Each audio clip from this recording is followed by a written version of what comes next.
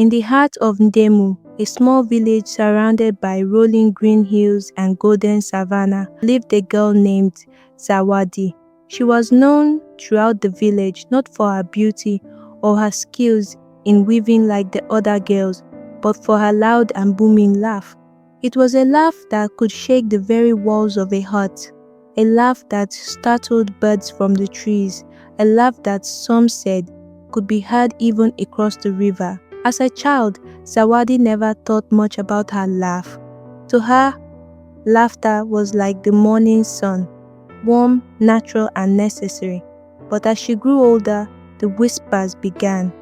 Why must she laugh like a hyena? Some women would murmur as they pounded millet. A girl's laugh should be soft like the whisper of the wind, the elders would say, shaking their heads. Even the children would tease her. Here comes Zawadi, the thunder-laughing girl.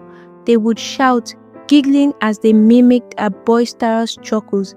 At first, Zawadi laughed with them. She did not see anything wrong with her laughter. But as time passed, the words began to weigh on her heart.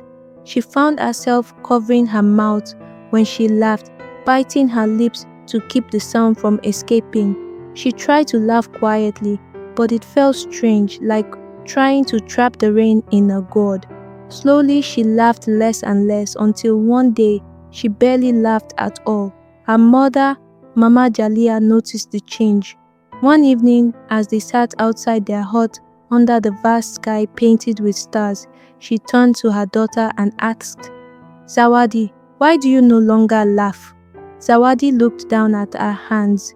People say my laugh is too loud, that it is not the laugh of a proper girl. Mama Jalia sighed and placed a gentle hand on her daughter's shoulder.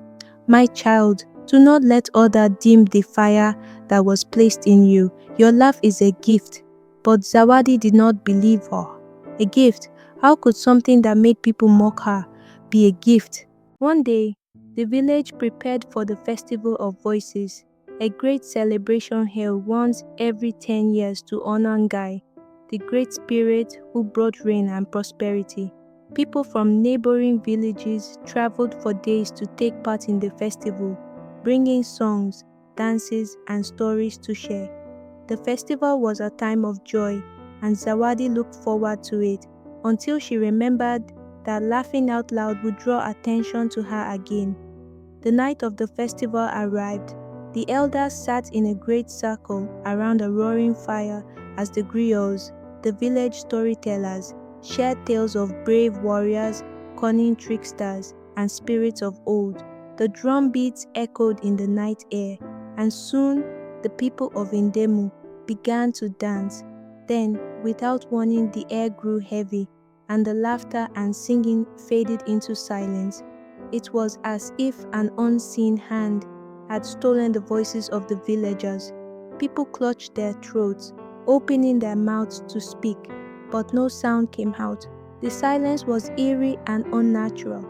The village elder, Mizi Baraka, quickly gathered the people. This is the work of the spirit of silence, he declared.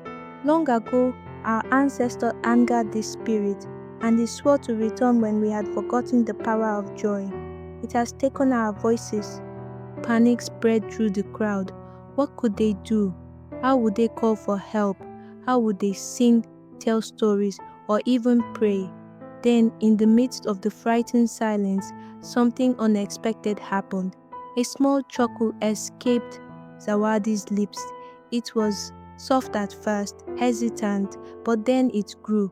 She could not stop it. Her laugh bubbled up like a river breaking through a dam, filling the air with its golden thunderous sound. It was a laugh full of life, of joy, of something ancient and untamed. And as her laughter rang through the night, the spell broke. The villagers gasped as their voices returned, one by one. First whispers, then cries of relief, and finally, joyous laughter and song filled the air once more.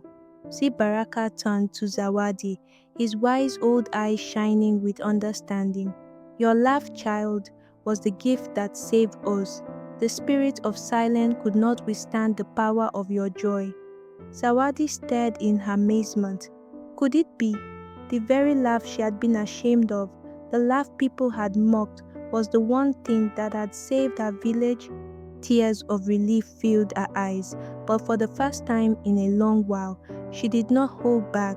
She laughed freely and boldly, knowing now that her laugh was not a flaw, but a treasure. The lesson of the golden laugh. From that day forward, no one in Ndemu ever mocked Zawadi's laugh again.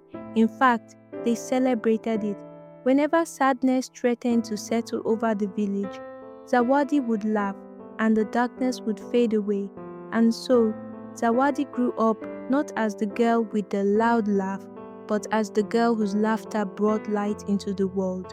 Her laugh was golden, and she would never silence it again.